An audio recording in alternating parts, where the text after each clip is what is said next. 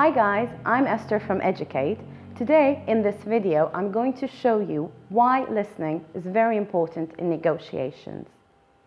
So, have you ever found yourself in a situation where despite all the rational facts, sweet talk, excuses you made, you failed miserably in solving the issue at hand or persuading the other person of your standpoint? The verb negotiate triggers a very passionate reaction in all of us. In such situations, and forgive me for being a bit blunt, all of us want to shove down our agenda on the other's throat. Of course, you can be more subtle about it, but any way you put it, you want to stand up from the table, as Alexander the Great, head high, feeling as if you had conquered half of Asia. This is genetic, so there's nothing to be ashamed of. Nevertheless, if the stakes are high and you really want to solve a conflict or negotiate a tough business deal, then you are really off track and nowhere near effective problem solving. Experienced negotiators always map out the other party's needs and desires and are not fooled into believing that they actually know what the other person thinks, feels, or desires. We tend to communicate based on assumptions regarding the partner and unconsciously build the entire communication strategy accordingly. Take a minute and try to let go of your preconceived ideas regarding the other person and just listen. Listening properly takes way more effort than we generally apply. Listen to what they say and try to understand, interpret what is being said in their frame of mind and reference. Try to remove yourself as much as possible from the interpretive process, as your beliefs can easily discolor the intended message of the other person.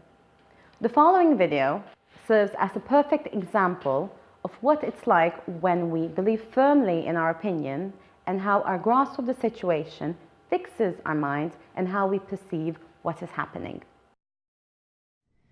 It's just, there's all this pressure, you know? And sometimes it feels like it's right up on me and I can just feel it, like literally feel it in my head, and it's relentless. And I don't know if it's gonna stop. I mean, that's the thing that scares me the most, is that I don't know if it's ever gonna stop. Yeah. Well, you do have a nail in your head. It is not about the nail.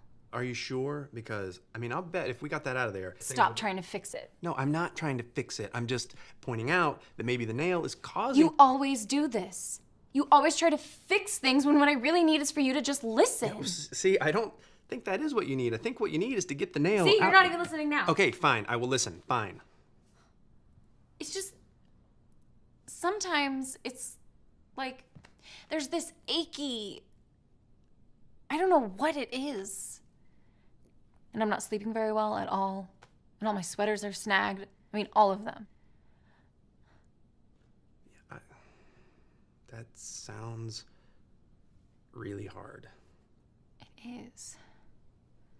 Thank you. Ow! Oh, come on. Ow. If you would just... Don't... Try to see things my way. True conflict resolution starts with understanding both parties' interests and concerns. Only after having examined the problem specifically can the second phase take place, that is, restating of the problem in order to align the interests and concerns. Way more time is necessary to consider all aspects of the situation from both sides to find the correct problem. When you have succeeded in addressing the specific problem, you are already halfway there. Here's another video that illustrates the different modes of negotiations. Watch closely what techniques they apply and actually how they handle the situation.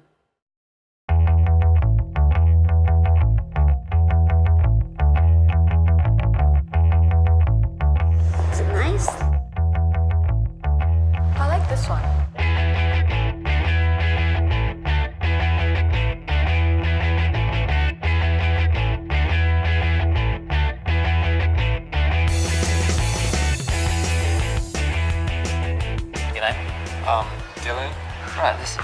these 2 stadium seats? If you can convince your lady to buy these 2 seats, you will get 2 tickets to the UEFA Champions League final.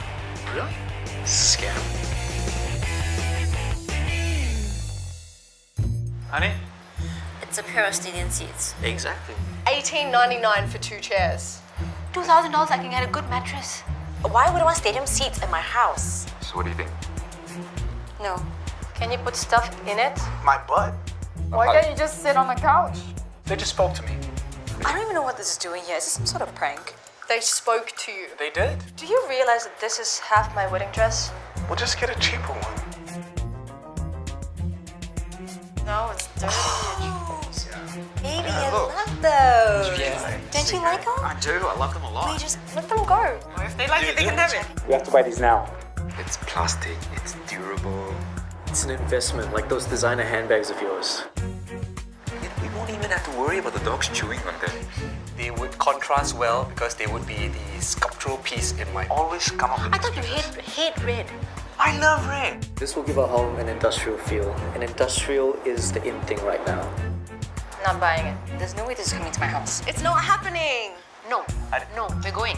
Audrey, trust me on this? Okay, but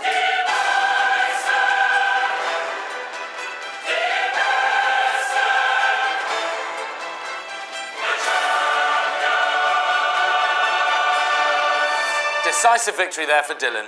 Yes, Andy, it wasn't easy convincing Esther to buy those seats. Just look at his body language. He's calm, he's collected. It looks like, in my opinion, he's well on his way to the UEFA Champions League final at Wembley. All he needs to do now is look under those seats. These are 2 tickets to go to London to watch the my. Champions League final. London. So we're going to London.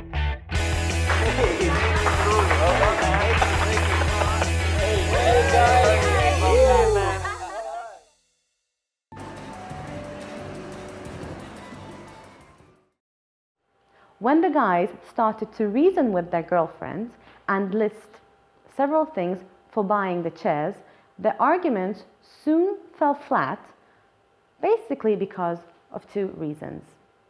Some started listing the unique physical attributes of the chairs, why it would be a great investment.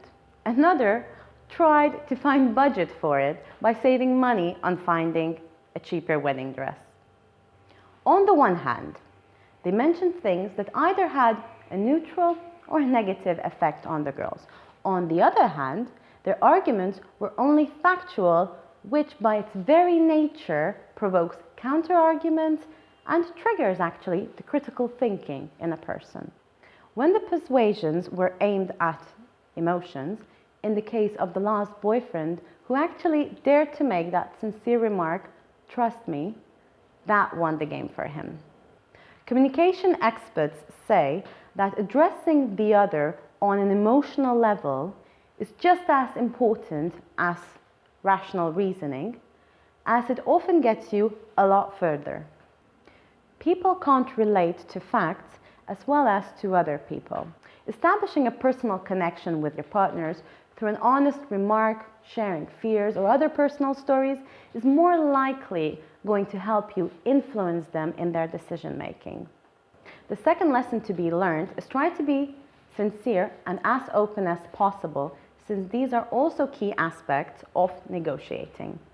The tone of the last boyfriend actually changes when he stops fabricating arguments and says, "Trust me." The truth is often detectable, therefore it isn't worth lying in the long run. But obviously not sharing all the information with your partner is sometimes necessary. So, effective problem solving requires you to listen properly to your partner without projecting your preconceptions onto the situations. To phrase the problem with the insight of both parties' concerns and desires. To share your opinion honestly and to line up arguments that have an impact not only on a rational scale, but on an emotional scale as well. And one last thing. Do you have any idea what could have made a great difference in this situation? Did you notice anything about the girl's behavior? Actually, they were the ones who didn't realize that they are themselves in a negotiating situation. You never know how much you can gain, or more often, how much you can lose when you are not willing to listen and notice the potential in a situation. We can miss out on a great deal of hidden value if we choose not to collaborate and stand up from the table at the moment we think we have won. Properly managing a negotiating situation is hard enough in itself, not to mention when you don't realize that you are actually in one.